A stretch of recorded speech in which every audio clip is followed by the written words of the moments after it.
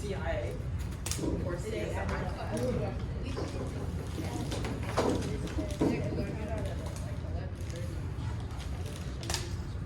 All right, does anybody have any questions before we start? What's going on tomorrow? At the test, midterm test tomorrow. So I will be sending out the practice test this afternoon, and think of it as a head start on the test. So you should really do your best to work through those problems. You can work with other friends and neighbors and try to get them. I do not help out on the practice test because it is basically the test.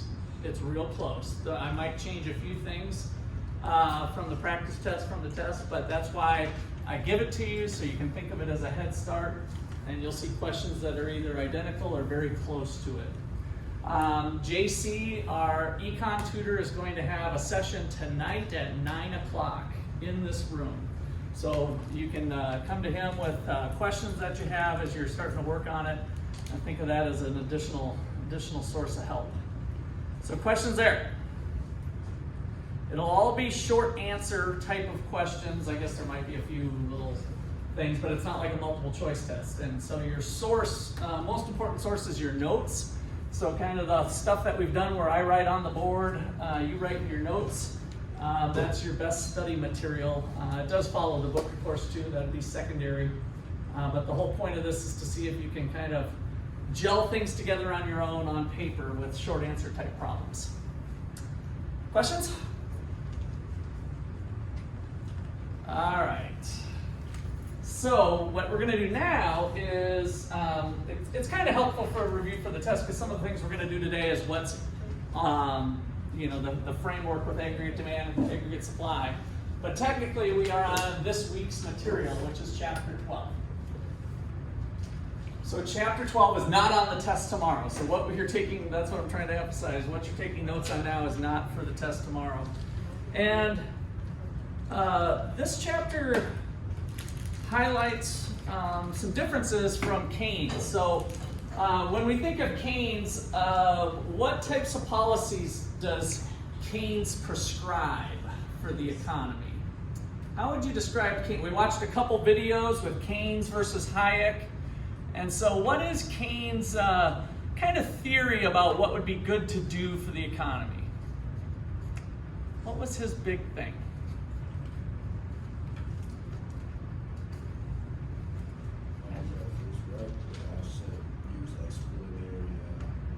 Fiscal policy? Fiscal policy, good. Yeah. So he was the one that was pushing fiscal policy, which is government spending and or taxes, right? And so I think your extra credit question was from last week was, what's the budget deficit, right? So maybe today, let's pull out a piece of paper to turn in for credit. Maybe that'll be your question. What does Keynes think is a good idea, right? What does Keynes prescribe if he's a doctor? He's a PhD doctor. What does Keynes prescribe for the economy? What does Keynes prescribe? In other words, the economy has its ups and downs. What type of policy does he want to do? You've got 15 seconds. You can copy your neighbor's paper. You can talk out loud.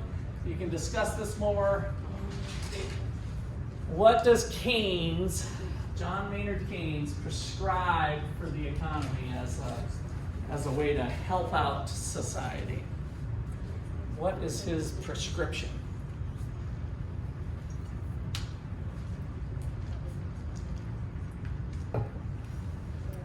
Make sure your first name and last name's on there.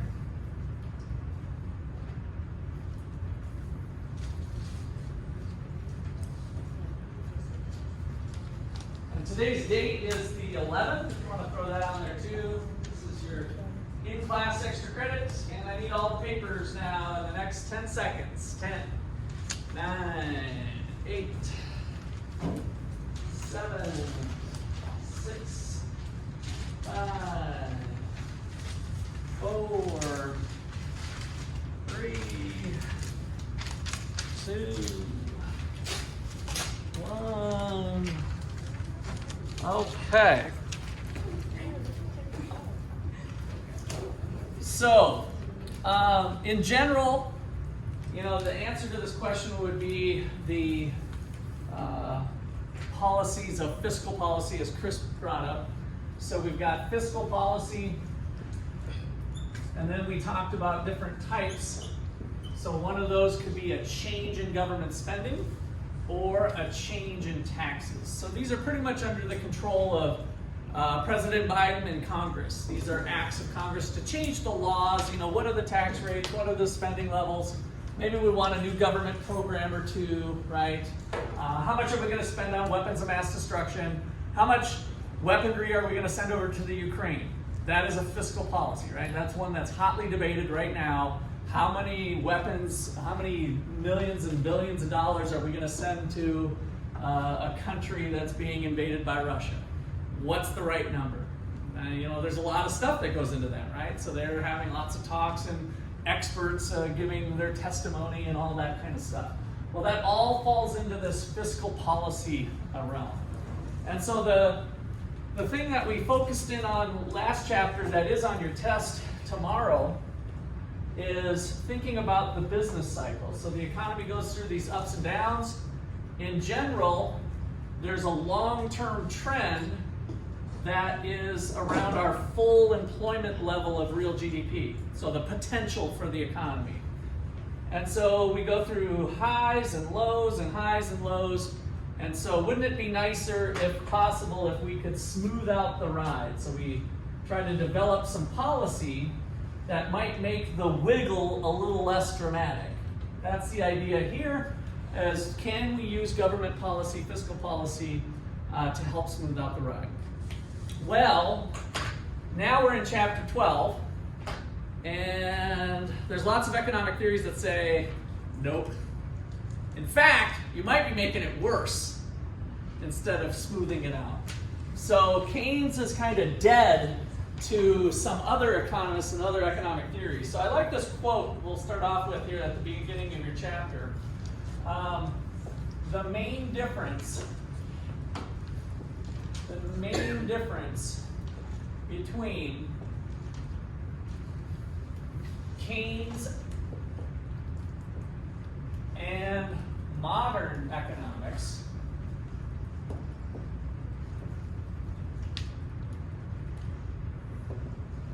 is the focus on incentives.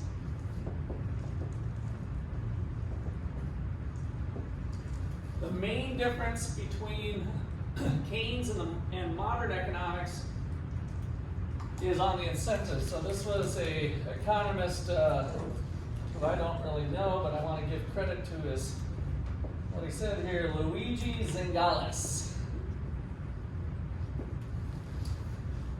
So what time did Keynes develop? We spent quite a bit of time the last two chapters. When did Keynes' theory of using government in a big way, what year approximately, what time frame did that start to take hold?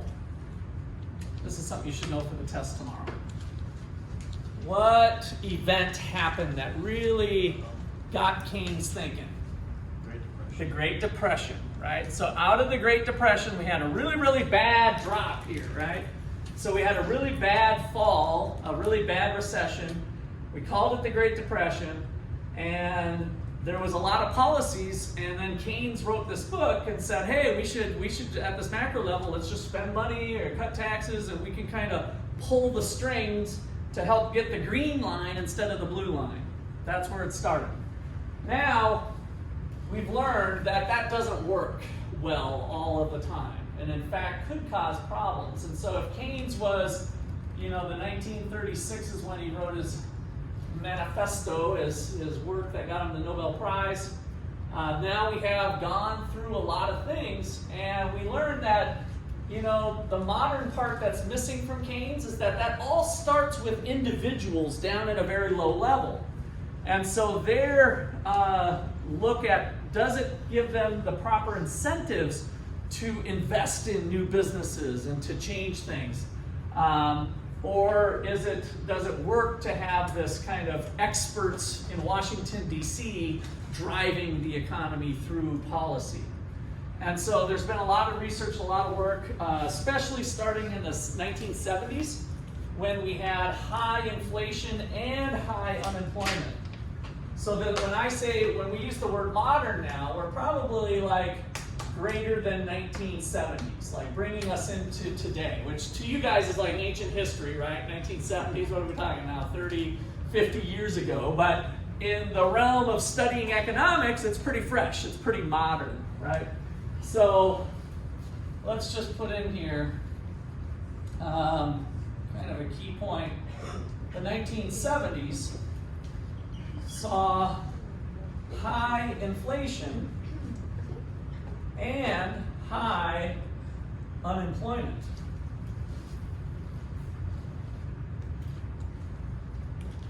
In other words, Keynes' theory wasn't working very well. And so other theories came in that said, you know, maybe the free enterprise, freer markets, less government has a place. And then they developed some reasons why, which is what we're going to get into in this chapter. So I'm going to continue on that. I'm going to leave this here for now. So I'm continuing on that bullet point here. Modern economics focuses on secondary effects. Secondary effects of fiscal policy. A fiscal policy that undermines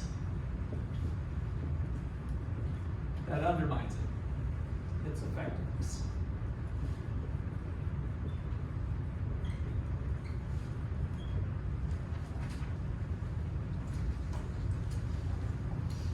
Okay, so the first one we're going to start off with is called the crowding out effect. So, the crowding out effect.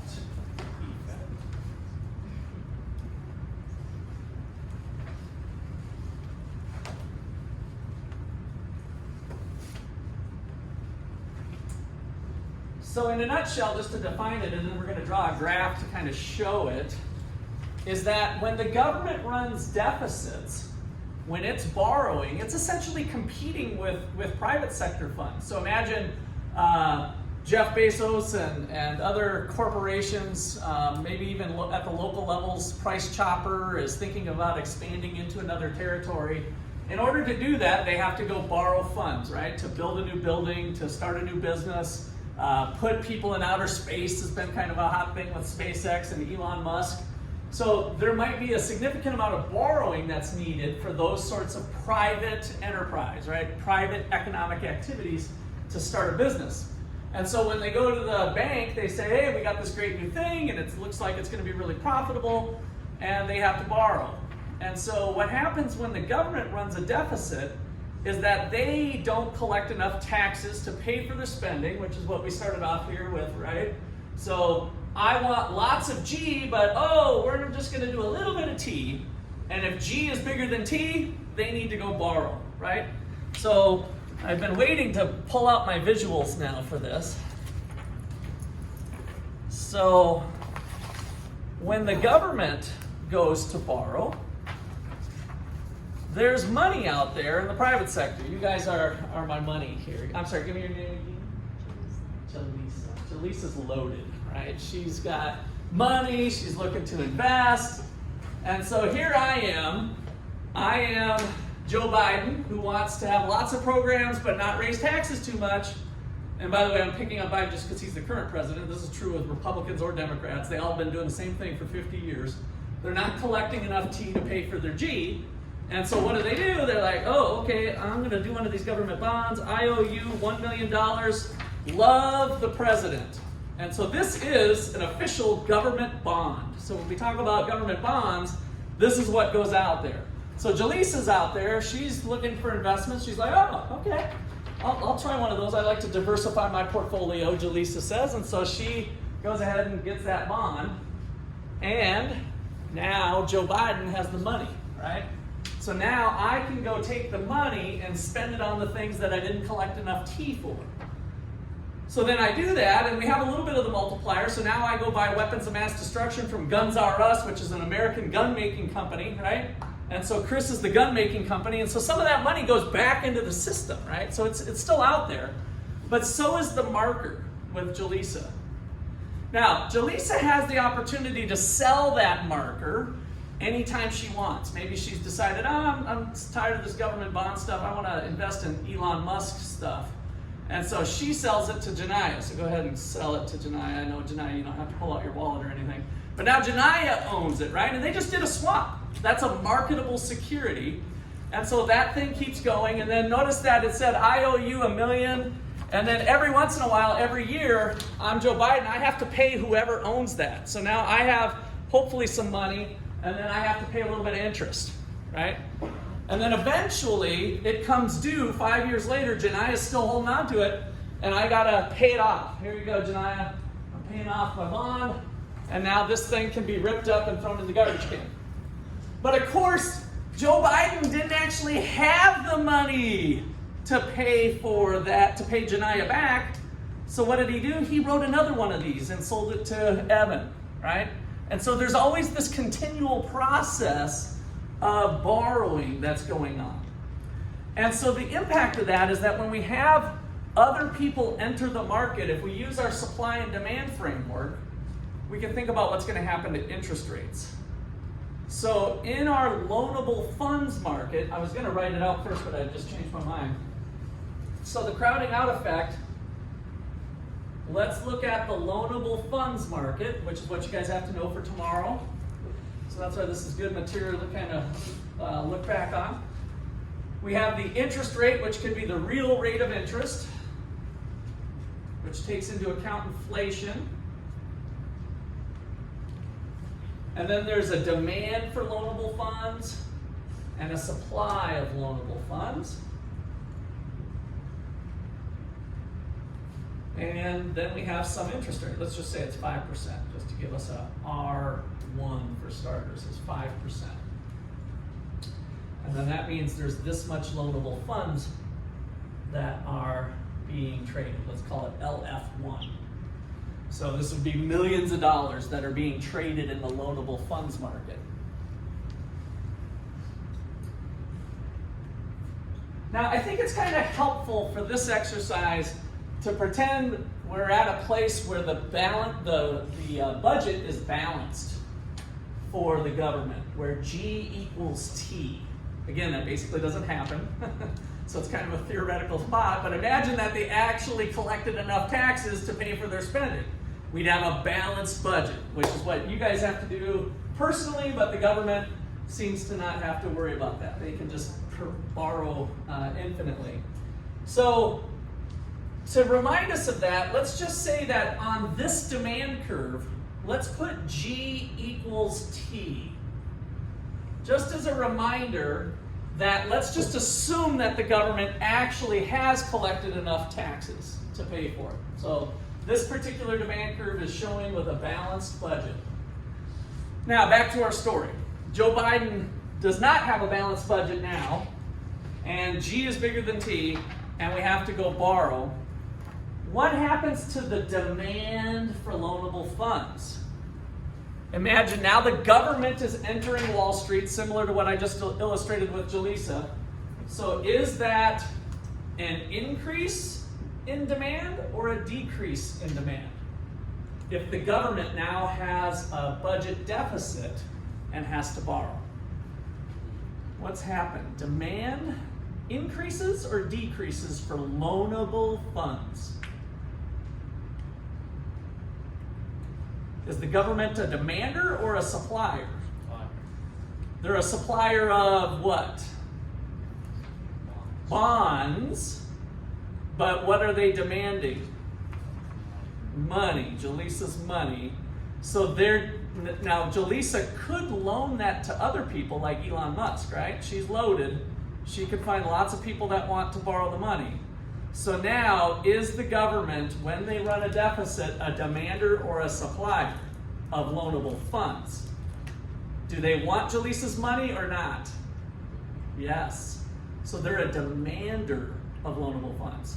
You're right, your brain, and it's not unusual that your brain's going to flip a little bit because the government is supplying something. So by the way, you can do this analysis with the bond market, and now the government is supplying more bonds, right? They're competing with Elon Musk, who might have corporate bonds for SpaceX or something. But here we're thinking about the money, and the demand for loanable funds has gone up. So government says, hey, Jalisa, I want a piece of that action. And she's like, well, what are you going to pay, right? I'm like, hey, my money's good. Looks like I got $50,000 a year on $1 million. How does that sound, right? And so basically the interest rate is going to be risk adjusted. Turns out the government's has been really good about paying off their bills. So their interest rate's relatively low. But Jalisa says, oh yeah, I need a little bit of Elon Musk and a little bit of government bonds. I'm going to diversify my portfolio. And so she makes the deal, and it increases the demand for loanable funds with the government in there. So let's go ahead and shift this loanable funds curve to the right. And this is now put G is greater than T, meaning that the government's running a deficit. G is greater than T.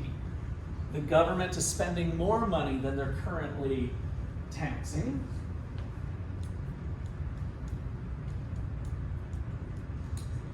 What happened to interest rates? They went up. So now, because there's only so many loanable funds, Elon Musk is competing for them, Price Chopper's competing for them, frankly, other countries around the world are competing for them, other businesses.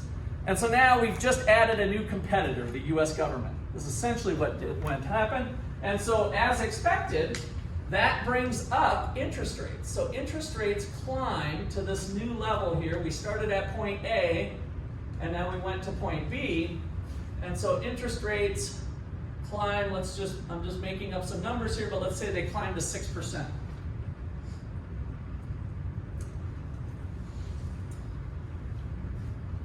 With higher interest rates, what does Elon Musk do? Borrow more money or less money? What does the private sector do? When interest rates are high, do they want to borrow more money or less? Less, right? So now check it out. We can use this graph a little differently in thinking about, well, what happens to private business? So the demand curve, when the government was out of the picture with a balanced budget, that essentially means that this whole demand curve is private sector borrowing. And when interest rates went up, they actually moved up to this point. And let's just call it, I'm going to put an X on there instead of a C, just because I don't want it to think that we go from A to B to C. So I'll just make a point X here. And that means that Elon Musk and other private businesses are actually borrowing less than what they did before.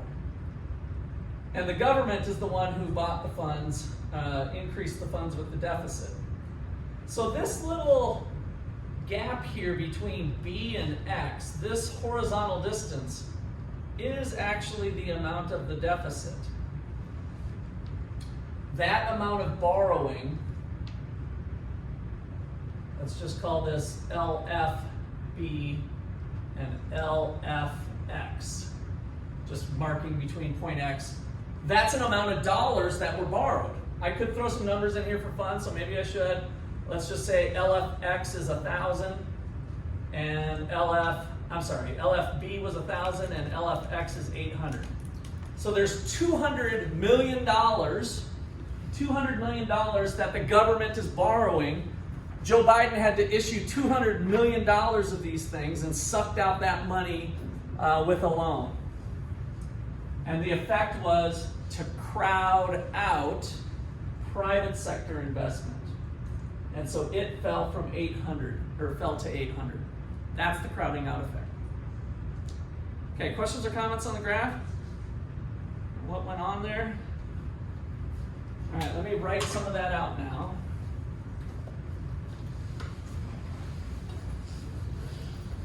So again, this whole argument is kind of to debunk what's wrong with Keynes' theory. Why not just let the government continue to borrow money, right? That's what we're trying to punch a hole in. And we're like, oh, well, here's one of the reasons, is that we're going to have free enterprise. Big businesses and small businesses are going to get crowded out of doing their own thing with their own money, just because the government has entered the picture as an alternative. Okay, so crowding out, that's it. I guess I'll rewrite it. Crowding out occurs when a government deficit, which is G greater than T, occurs when a government deficit increases the demand for loanable funds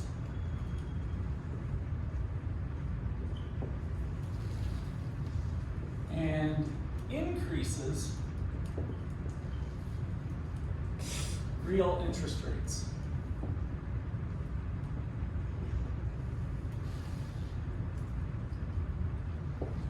Reducing private borrowing.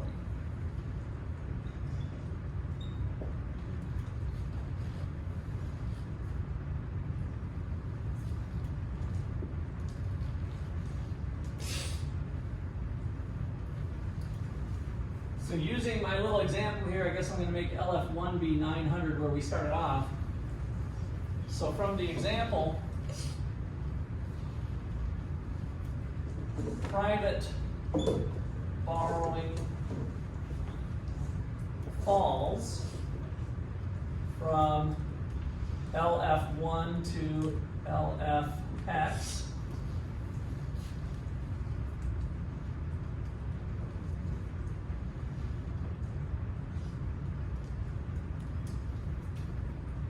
Government borrowing is LF, what did I do again, B? LFB minus LFX, which using my numbers is 1,000 minus 800 equals 200. That was the deficit.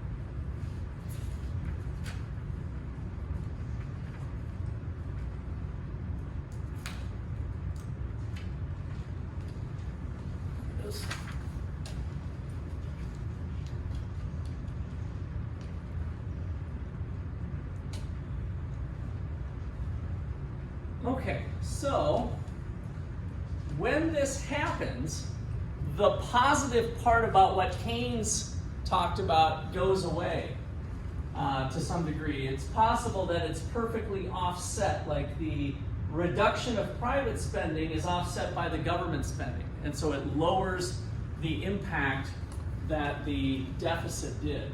So that's kind of the key point. I'll list to wrap up this little section. So key point.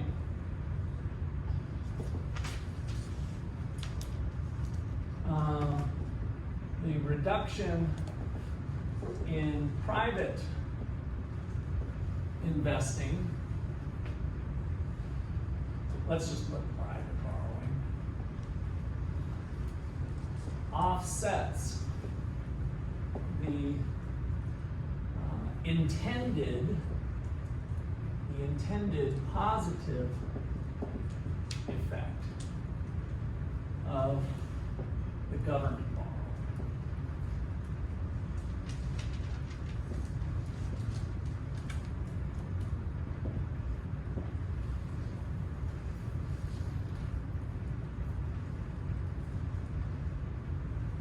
So this is like strike one, Keynes.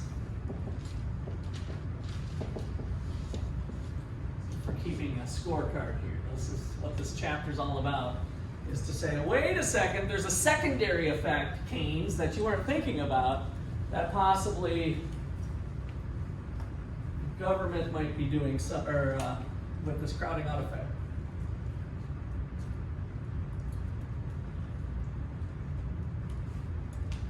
Okay, questions or comments on that? I need to pull out one of these sheets because my eyes are too small here. Too small. The print's a little small. Okay, so then there's a little bit of another nuance to this, and that is thinking about future taxes in an open economy. So there's another level. I wanted to keep that picture up for now.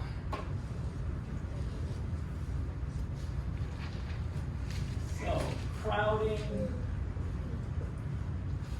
in an open economy.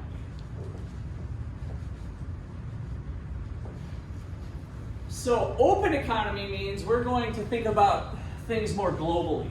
So, I mentioned that foreigners could be involved with this. So when we use the word open economy, open implies global trade and finance.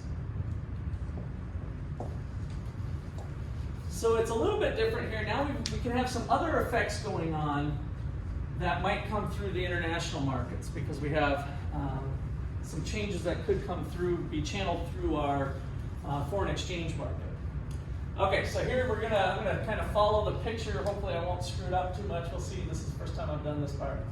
So I'm just copying a little thing in your book here. So imagine that the government increases the budget deficit. So there's an increase budget deficit. Increase. Budget deficit increase means Joe Biden gets his pen out and has to start kicking out some of these things. That leads to the higher interest rates, increase in interest rates. What we just went through is that leads to a decrease in private investment,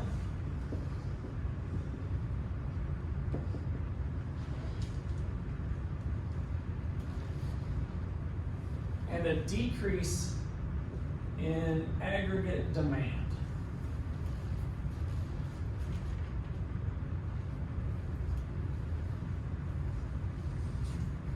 So the whole reason Biden was trying to do this was to stimulate the economy, right? To increase aggregate demand. The unintended consequence that we're pointing out now is that, hey, you're going to screw up interest rates and then decrease private activity, which actually offsets it. So this is just kind of a recap of what we just did. And then the other channel with a global market is that we're going to have a inflow of financial capital. So we have an inflow of financial capital from abroad, which I usually call ROE, the rest of the world. So they're like, oh, my buddy Joe's kicking out some, and I'm China, I'm Russia, I'm Putin. He can. They probably got restrictions on him now, but in the old days, prior to him being the a-hole he's turning out to be and killing people, he could buy these too. So could Japan, so could India, so anywhere around the world, right? This thing's open around the globe. And so what happens is, Jania's got the money and she's got some, where are you from? Give me another country other than the United States. Where are you from today, just for fun? Sweden. So she's from Sweden and has to get rid of her, Sweden. Are they on the euro? Switzerland and Sweden. Anyway, let's just pretend Sweden's currency. That sounds good. So she's got Sweden's currency, but does Joe take Sweden's currency to buy one of these? What does Joe need? US dollars. So before Janaya can get her hands on this bond, she has to go to the foreign exchange market and swap the Swedish currency for American dollars. Now she's holding dollars, so she did that trick. Now she can hold on to that which is denominated in dollars, and Joe's got his money effectively from Sweden, right? But it didn't happen without flowing through the foreign exchange market first. So that's kind of the angle that we're taking here, is that there's money from the rest of the world that's going to flow. And what's going to happen to the dollar? Demand, supply. We got the foreign exchange market. So these are Forex, foreign exchange market. Foreign exchange dollars. What's going to happen with the dollars now? We had yen per dollar, remember? So let's go yen or Swedish currency. What happens to this little supply demand guy? Is there an increase in demand for dollars or a decrease in demand? Increase in demand or decrease? Janaya, I'm going to come back to you. Are you wanting dollars or not wanting dollars, being a Swedish citizen? She wants them, right? Right, Janaya? Because you remember you were holding Swedish currency, right? And you weren't planning to buy a Joe Biden bond today, but you did. So you brought your Swedish currency to the foreign exchange market and demanded those dollars, right? So you were an increase in demand. Now back to my important question here. What happens then to the dollar? Does it appreciate or depreciate? By the way, this is all stuff we're kind of reviewing for the test tomorrow, because part of it was the foreign exchange market. So is that going to appreciate or depreciate?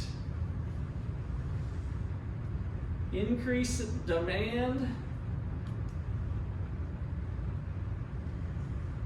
You guys got to start to be a little more comfortable. I'm like teeing this up. This is like t-ball for kids. Like I'm just setting it up right there. I've got the ball sitting right here. And then all you got to do is come up to the plate and frickin' hit it. So, what? Oh, shoot, I didn't need that. Okay.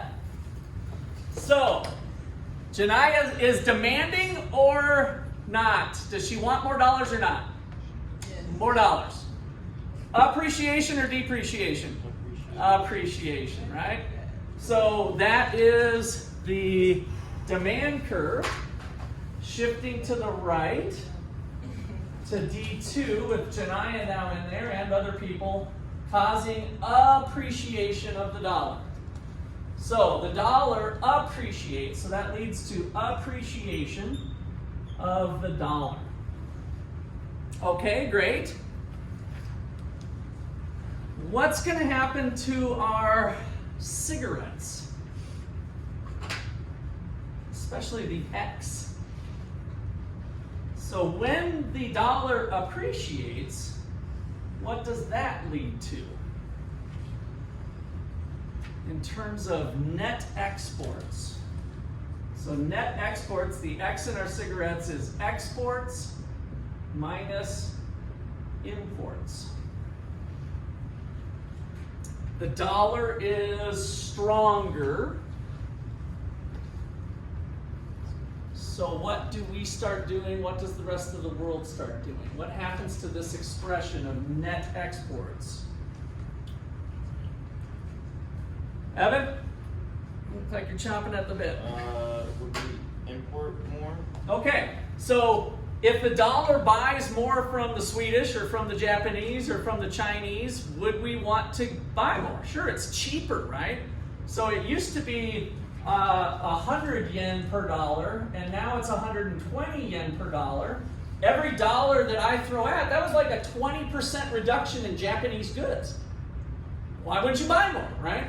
So it's like the price went down for Japanese goods when that happened, and so I'm going to increase as an American, my imports, I'm going to have this go up. And then how about the stuff I sell to the Japanese? Are they happy about this maneuver? No, it's just the opposite. Now American goods are more expensive, so they're going to reduce that. So if this one's going down and this one's going up, what's happened to my X for sure? It's going up or down? It's going to go down. We're subtracting a bigger number and we're decreasing the primary number. So both of those mean that there's going to be for sure a decrease in exports, in net exports. Okay, so that means a decrease in net exports.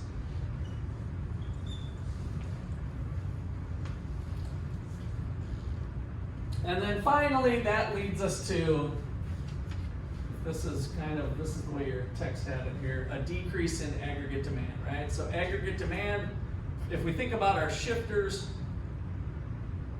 if exports are going down, then aggregate demand is going down. So one of the things you did that's on the test tomorrow is you can think about, how does aggregate demand shift? You can kind of think of it as the cigarettes, to add in a little bit more review. So aggregate demand shifts to the left if people stop buying chicken wings and beer. Aggregate demand shifts to the left if interest rates are higher and Elon Musk isn't borrowing as much money to build spaceships. Aggregate demand decreases if the government spends less money on stuff. Aggregate demand shifts to the left if net exports falls. So all of those components, what's kind of nice about remembering the cigarettes is we can remember some of the linkage within each one. Okay, so this is again a double whammy for Keynes not being having an issue with whether he would get the desired effects. So this is kind of strike two for Keynes. Strike two. Keynes, your policies of running deficits have unintended consequences. Here's one channel of them. Here's another channel of them. So strike one was this one with crowding out. Strike two is this effect that can be channeled through the foreign exchange market and net exports. All right.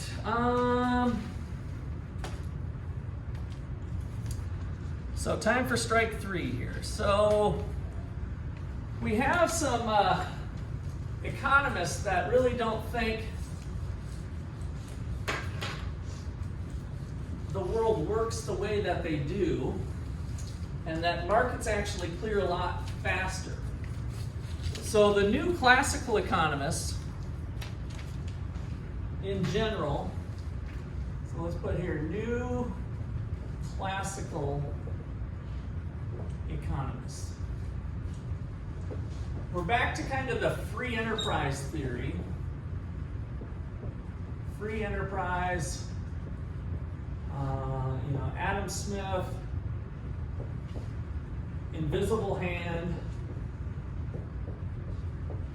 but for different reasons than what they did. They looked at what happened with Keynes's explanation of what happened then in the 1970s, and they said, well, we've got some more to say about that.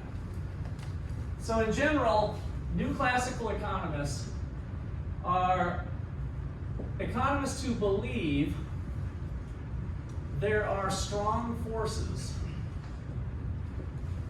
There are strong forces pushing a market economy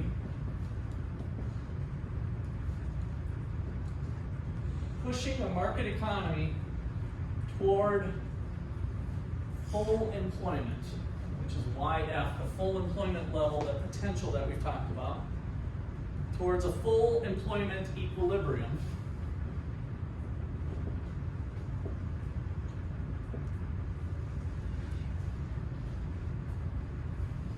And that macro policy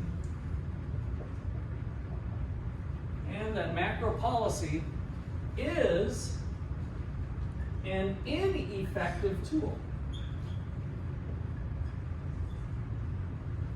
An ineffective tool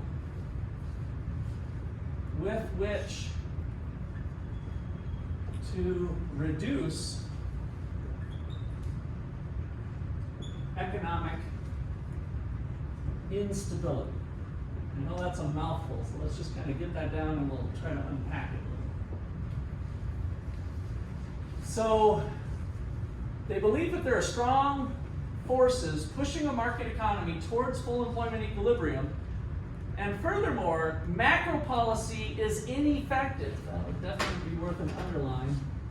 Keynes's theories, macro policy, so you can kind of equate this one with macro policy is Keynes. What Keynes prescribes is ineffective with which to kind of do what they thought they would do, which is what we teed you up with earlier. So they would certainly agree with some of the stuff we've laid out already. The other contribution that we're going to lay out is how people's expectations change and how that changes some of what they might do today. So if the government runs a deficit today, what do they need to do in the future to pay the debt back? So let's start this off with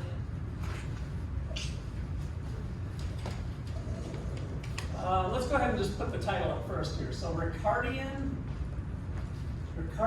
equivalence is the name of the theory that we're going to work through here. Ricardian equivalence. So my question to you guys is that if we have a deficit today, if G is greater than T today, how will it be paid back in the future?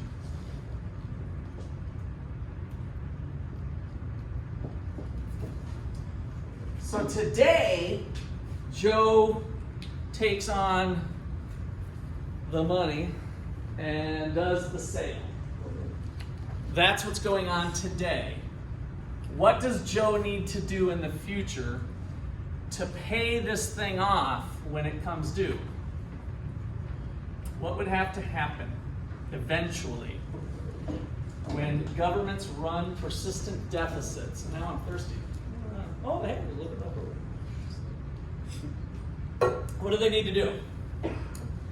If this is true today, G's bigger than T, what has to happen tomorrow, eventually?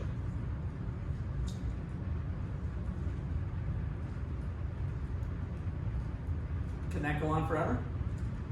So what would have to happen tomorrow? Go ahead, a little louder, nice and loud. Taxes, right? So at some point, taxes would have to be raised to pay for the deficits today, which gets into a real interesting topic that usually hurts you guys once you understand this, because you are the ones that are going to feel the pain. So Russ, being 50, if the government can run a deficit for the next 30 years, I'm 80, maybe I'm dead, maybe I'm not, but I got a free ride with a lot of sweet stuff that Joe gave me. But guess who's 50 now? You guys. And you're in your prime earning years. And now somebody's got to pay for Russ's fund that he had with Joe's spending. And it's you. So we get into this idea of generational transfers with this, that eventually taxes have to go up at some point in the future. So if G is bigger than T today, how will it be paid back in the future? We need to, kind of the key point here is that there's going to be an increase in taxes in the future.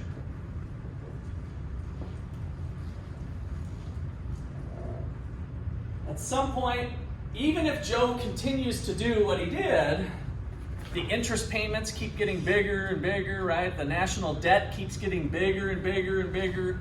And so eventually, taxes have to be raised at some point to help pay for that. So, what do people do if they know they're going to be hit with a tax tomorrow?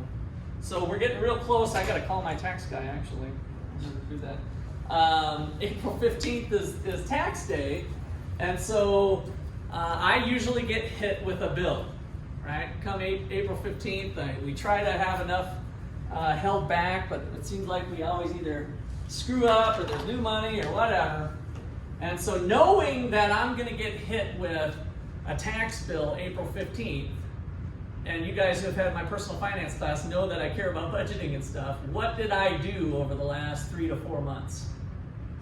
I saved it, good. So you use saving to pay future bills. So that's this Ricardian equivalence idea, is that the private sector, when the government runs a deficit, could do some savings that's going to offset that. So let's channel through what happens there. So let me finish off this thought here with the key. So there's an increase in taxes in the future. Therefore, I haven't used this symbol very long. 3 dots is kind of a mathematical therefore, kind of a shorthand notation. Therefore, increase savings today to pay later. That really captures the idea of Ricardian equivalence. So Ricardian equivalence, more specifically the definition, so let's put definition here. From the textbook here, the view that a tax reduction, I don't even know if I like this language now that I'm reading it, but a tax reduction financed with, I don't know why they're saying this way, with a government debt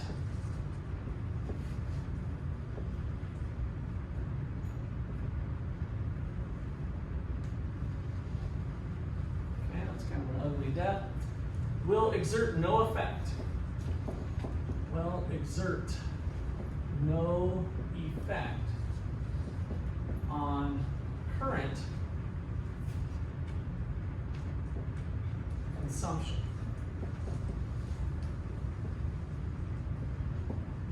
On current consumption and aggregate demand. Because there will be a future increase in tax. So again, a little bit of a mouthful, and we'll draw a little graph here to describe it. The author, I didn't really pick up on it until how they're doing. He's trying to highlight the difference between using tax policy as kind of a short-term thing, like, oh, the economy's down, let's decrease taxes. Oh, the economy's up, let's increase taxes. If it's a shorter-term view, then they're going to do like what I was doing for my taxes that I knew were going to come due. I'm just going to save the amount of money to pay them at the future date. So when the government is doing a tax reduction, so let's add a tax reduction here. This would be kind of a short-run tax policy, kind of a short-run Keynes tax reduction. And they do it by financing, meaning this is deficit. So this part here, you should interpret as deficit financing, right? If they do it that way, it's not going to have any effect because people are just going to do their savings to offset it. So here's how it looks with the graph. We're going to go back to the loanable funds market.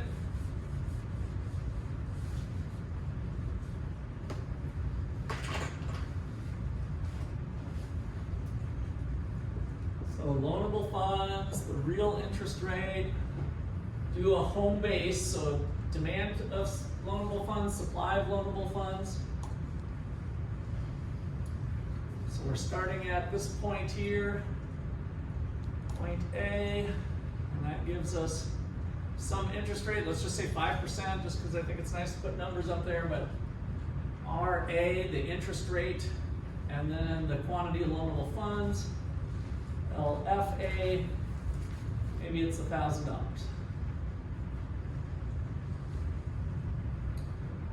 Okay, the first part of the story is what we did before. So when the government runs the deficit, how did we show that? What was it, 15, 20 minutes ago? What happens to this picture? So there's a little bit of review. Government Joe runs a deficit, doesn't have enough money. What happens in the loanable funds market from Joe running a deficit? What happened? I heard somebody maybe must be brave. Is that you, Robert? Okay, bring it on. What do you got? Increase. Good. Increase in what? The demand. The demand. Good. So the demand shifts to the right because now Joe is in the market for loanable funds. He's like, I want some of those loanable funds. So there's the deficit. So let's call it D2. So that shifts to the right, and that brings up the interest rate to, let's say, 6%. There, the story is just what we told. The private sector is getting crowded out, but now we have some other people there that are going to start behaving a little bit differently, and they're going to save money for the future tax liability. So now when they save, that's going to bring back the supply funds. And in fact, if they save the whole deficit, remember this was the deficit, maybe I won't draw it this time, I might draw it later, but if they save the whole deficit, so if people basically save the exact amount that Joe borrowed $1 million, and now people are going to save $1 million, that's going to bring us back, right back to where we started. So if the supply curve shifts to S2, then potentially there was no crowding out effect. So it does offset that, but it also offsets the intent of it in terms of now we have savings instead of consumption. All right, so let me write that part out and then I'll add on a little bit more detail. So let's see, I'll do it here. So kind of a key point is that there's an increase in savings equal to the amount that the government was borrowing. So the increase in private savings equals the increase in government borrowing.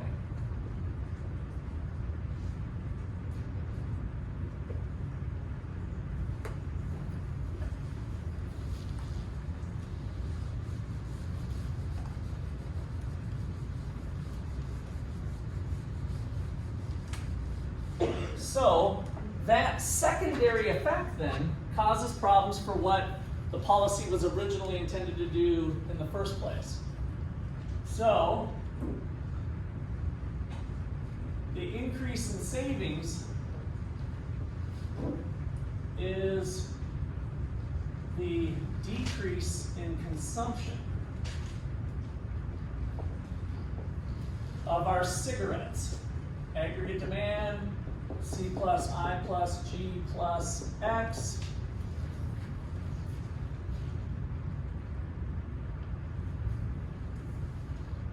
So Joe was the G, and Joe said, I didn't use numbers over there, did I? Well, maybe I should. Okay, that'll be fine. So let's say Joe, let's put LF, let's go ahead and put LFB over here. And that equals 1,400. So Joe increased government spending by $400 billion. sounds great. Like, hey, Joe, thanks a lot for the free education, the free healthcare, the free COVID test, the free this, the free that, right? And so why did he do it? Because that, using our equation, would lead to this going up. But what this chapter is highlighting, and this particular one, is strike 3. Because if we have some Ricardian equivalence, then these guys are going to not spend the money Joe gives them, but decrease their beer and chicken wings and all their other purchases by that same amount, which then leaves aggregate demand unchanged. So, therefore, aggregate demand is unchanged. And the deficit was neutralized, or neutered, whatever word you want to use, was neutralized. Strike 3.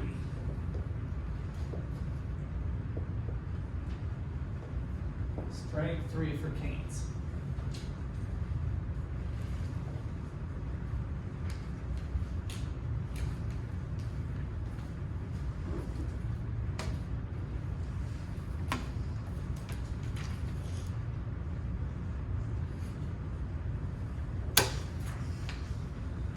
Okay, questions or comments there?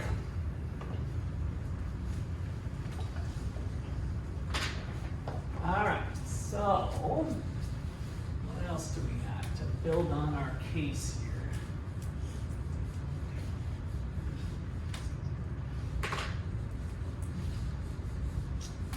So there was a group of economists called the supply-siders back in the 80s.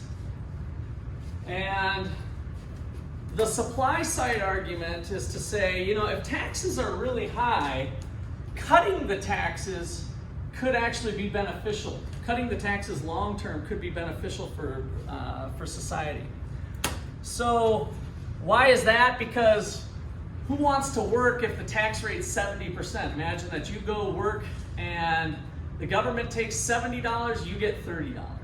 It's kind of like, screw you, government, I'm not even going to work, right? So that was kind of the sentiment of it.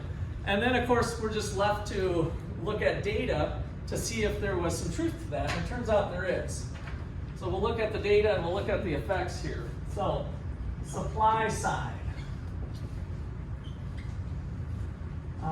economists.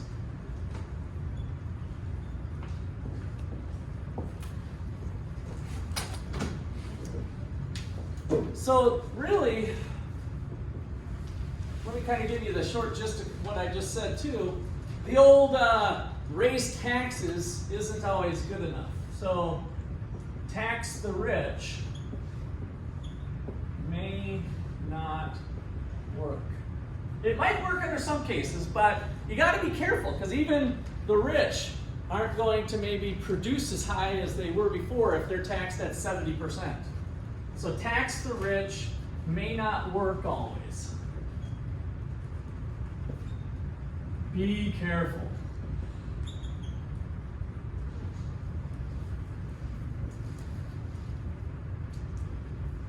All right, so on the supply side here, these economists believe that changes in marginal tax rates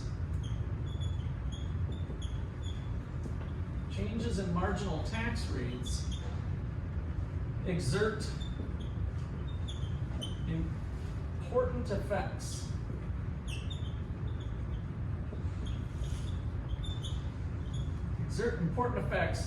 on aggregate supply, both long run and short run.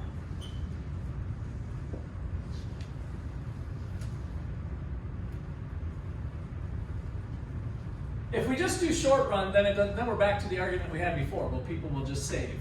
So here we're thinking about long-term rates.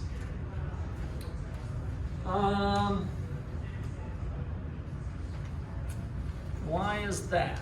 Let's do kind of three things here. Number one, high marginal rates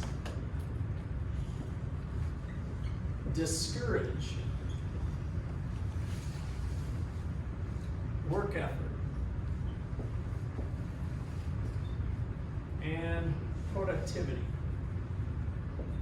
How hard you work if you're working.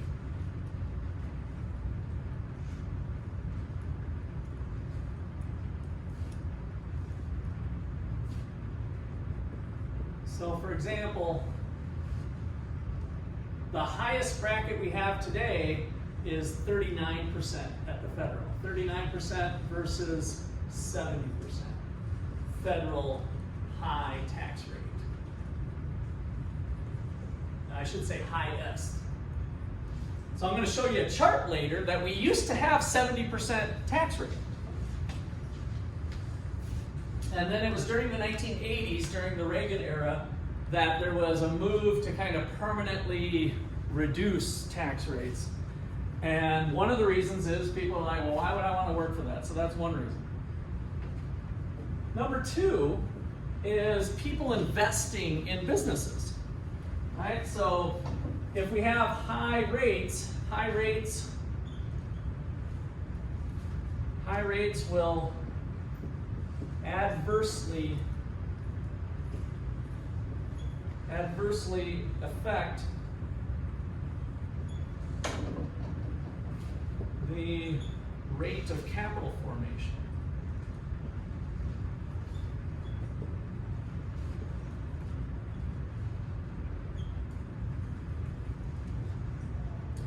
From free enterprise.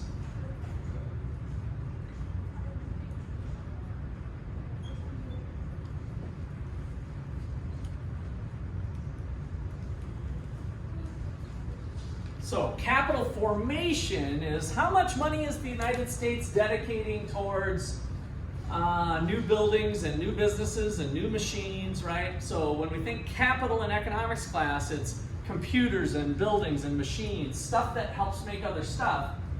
If the tax rates are high, the business owners might be thinking, well, why would I want to reinvest in more capital when the government's just going to take 70% of it anyway, right? So there's a disincentive for capital formation. So a decrease in capital, so the key point here is a decrease in capital leads to less economic growth when we're not investing in machines. Since it's over here, let me just highlight this thing since we were building on it before. I was just about to erase it, but when we have lower tax rates, just the opposite would happen, and people would buy more machines, right? Buy more capital, and that would increase aggregate demand. So it could be a way to stimulate the economy.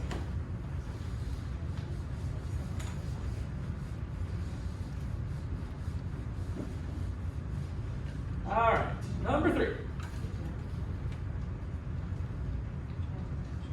Okay, number 3. High rates encourage entrepreneurs, business owners, and let's just say corporate managers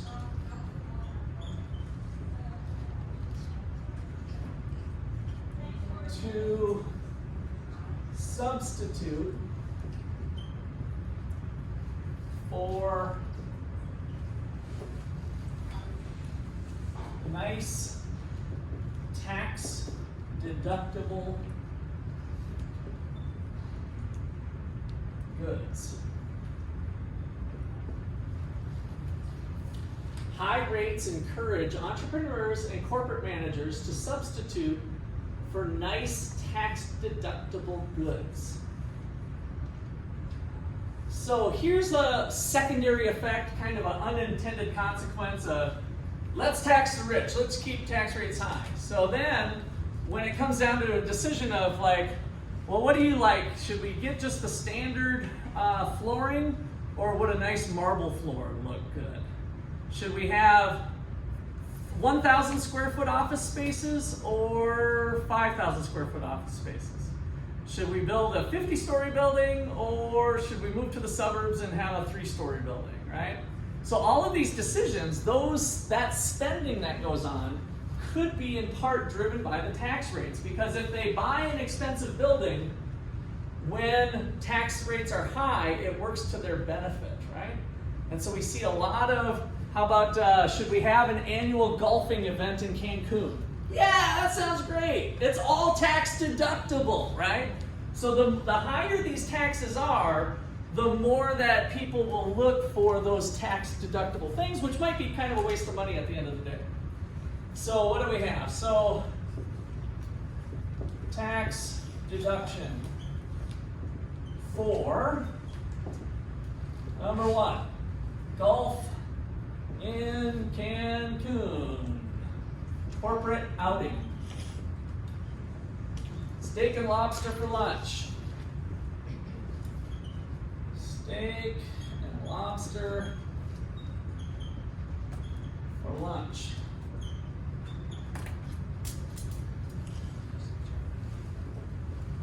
Professional conferences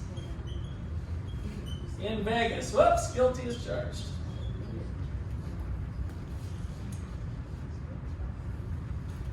Company paid luxury automobiles. Company paid luxury autos. All these corporate perks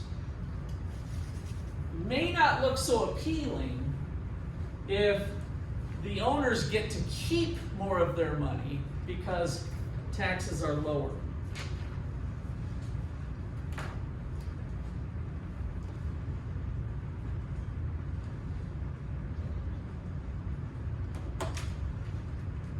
Okay, so any questions on that one? Fastest thing. So I'm just going to leave you today with the tax the rich concept, which is a popular, sounds good, easy to sell the public, but sometimes could be questionable on if it actually works. So we're going to look at some data from your text of the top 0.5%. So the top 0.5%, this is the share of personal income taxes that they've actually paid. So when tax rates were high, the actual share of personal income taxes that the rich, this is the top richest people in the nation, the actual share that they did was relatively low. And then the funny thing was we cut taxes 39.6 to 35, that was in 2001, but here's the Reagan era tax cuts. And now the rich were paying more money in. Now they were making more money too, but that's the point of the supply side argument, is that they went to work and started investing and doing new things, and therefore they made more money, and they got to keep more, but they also ended up paying more personally. So it's a little bit of an inverse to what the intuition is. Now, whether that could happen here if we cut from 35 to 20 or to 15 or something, I don't think so. So sometimes people can push the argument too far, and that's where we'll pick up on Thursday. So you guys have your test tomorrow. So we'll get that test out to you.